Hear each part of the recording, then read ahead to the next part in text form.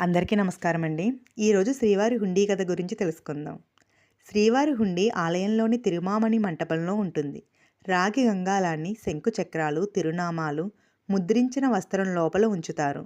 ఆ గంగాళాన్ని హుండీ లేదా కొప్పెర అంటారు.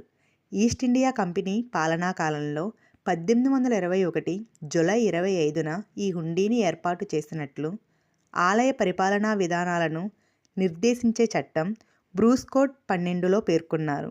1958 నవంబర్ 28న శ్రీవారి ఒకరోజు ఆదాయం మొట్టమొదటిసారిగా ₹1,00,000 దాటింది. ఇప్పుడైతే రోజువారీ హుండీ ఆదాయం 1,50,00,000 దాటుతుంది.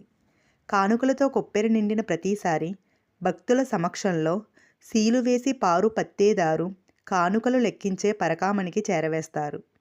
అక్కడ సీల్ తీసి అందులోని నోట్ల కట్టలు, చిల్లర నాణాలు, బంగారు ఆభరణాలను వేరువేరుగా లెక్కిస్తారు.